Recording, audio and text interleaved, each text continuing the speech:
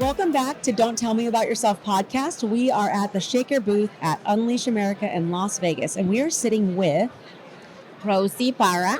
Hi, Rosie. Can you tell Hi. us what role you're in right now in the company you're with?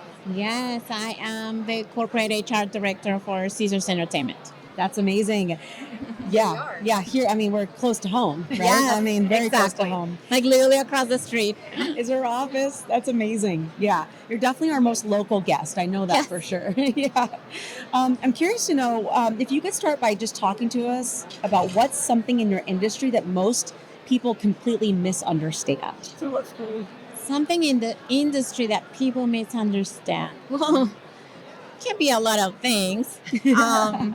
I think it's right now how the industry is moving too fast, and maybe it's more of the lack of awareness of what's going on. So not necessarily to misunderstand, but to fully capture where the industry is moving along right now. Sure. Yeah. And a lot of people don't work in your specific industry, right? So some of us are outsiders. And so we're curious to know, what are the challenges that your industry is facing right now? I think we hear a lot on the news that things are not going well. But all you have to do is walk into any of our casinos and you will see tons of people there. So it's not necessarily what the news are reflecting. It's not the way we feel. It's not the way we sense that things are going. I think the difference is pretty much that the news sometimes can exaggerate things a little bit, but things are going fairly well. Well, that's good that you're seeing that things are going fairly well. I'm not sure if I would have known that on my own, so that's pretty interesting. I was going to ask, is there anything in particular that you're looking forward to, or vendor or type of technology you're looking into while you're here at the conference? Interesting that you ask, and I'm sure everybody has answered AI all over and all over again. It has been very interesting talking to people live more, because you can only research so much about a company or what somebody else is doing. But when you're talking to different people and what everybody's doing, it's amazing how we passed the conferences that we would go to before, that we would hear AI is coming. Yes. Well, AI is already here. And Yes. if you're not on it, you're way behind. So it's very interesting to have the opportunity to talk to people and hear out what other companies are doing. Yeah. So is there anything that you or your team are leveraging AI for currently that's working well for you, or are you looking to do that? A lot in the works. Okay, a lot in the works. I'm not sure if I can share yet, because there's still things that are on the works that are kind of a surprise for everybody in the company, but a lot in the works. Are there any particular functions though? Like we've heard a lot about, we were just talking with someone about how a guardrail for them is that AI shouldn't be making hiring decisions, right? But it can help with other aspects, like other parts of a process within HR. Is there anything in particular there that you're eyeing up in terms of a function or a piece that you're looking to make more efficient? Sure. I think the most important thing right now is to identify people's not going away. There's a lot of fear of that when you talk about AI and people thinking that it's just the technology replacing people. Yeah. Not necessarily. You still need people to manage the AI portion. We have a lot of areas that we're considering. How do we automate? How do we make things faster and better? Sure. But not necessarily getting rid of the human aspect. It's just to enrich the human aspect. That has been a big component. Can there be things that we can leverage AI and technology? Mm-hmm. Definitely. Yeah. A lot in the works still. Yeah, that's great. We were actually talking to someone earlier and he described it this way, which I think fits into what you're saying. He said a lot of people think of AI as like the Terminator, like it's like this thing, this bot that's replacing you, but it's more like an exoskeleton. It's something that helps you become better, and it goes over the top, right, of people versus like being something that replaces you. So I was feeling like similar to what you were saying. Yeah. It's a lot of teaching people how to use it more than anything, because there's a lot of tools and a lot of technology out there, but not everybody knows how to make the best out of it. So it's a lot of educational component in it. Yeah. And curious to know, I've heard companies talking about this too. Where does that education come from in your company? Because sometimes it's driven by the employees, sometimes it's driven from the CEO.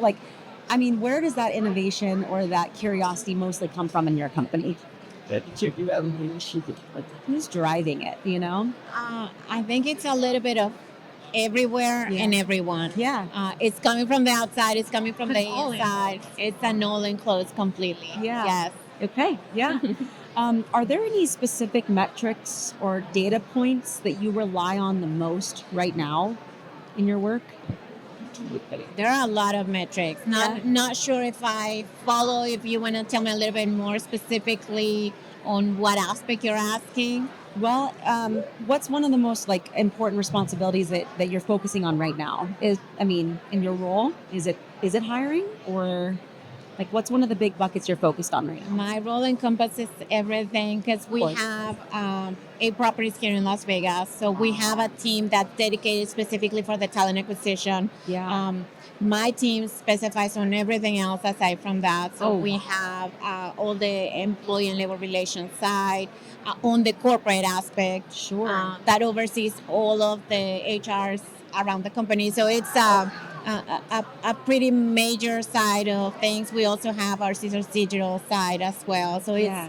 it's a lot to encompass and a lot to support, but never a dull moment. I bet not. Always amazing things. A lot of metrics that we have in place, like making sure that we have a healthy amount of people that stays with the company, the workforce that we're looking into, that's truly engaged, that is not leaving and always looking at turnover numbers and where things are with the company and how can we ensure that we have the right amount of people and engaged enough to continue working and enjoying what they do. Yeah. I love that you're thinking about the current employees too, because so often we look for who's coming in, and those people that are currently there might not necessarily get all that attention, right? And Yes. time. I've been with the company for 19 years, so my I want to make gosh. sure that people that's joining our company can be there for long enough. My boss has been there for 20 years. Yeah.